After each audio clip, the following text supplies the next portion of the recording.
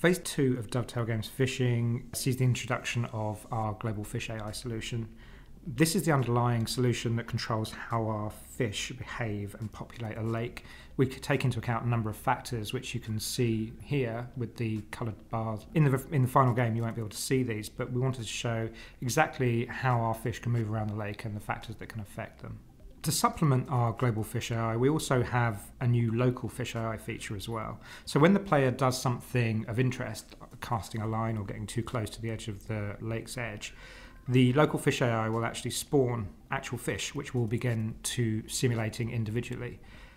These then can have different personalities according to weight or according to any different variables. But it's actually these two things that work hand in hand, the local fish AI and the global fish AI, which will make our fish simulate as they would in real life.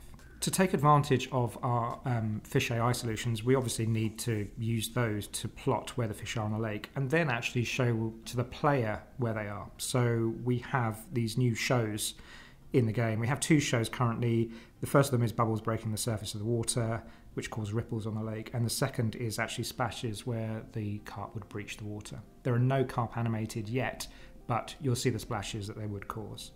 Use these to target the pegs that you want to fish from to maximise your chance of catching.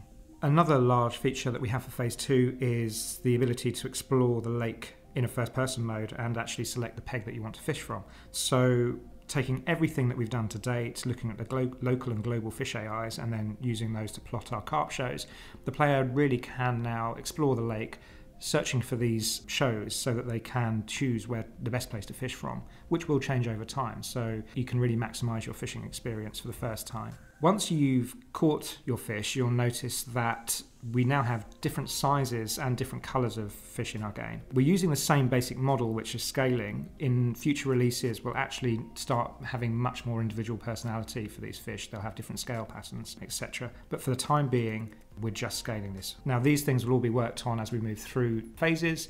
It's not complete yet, but we really appreciate your feedback and any advice or comments or questions.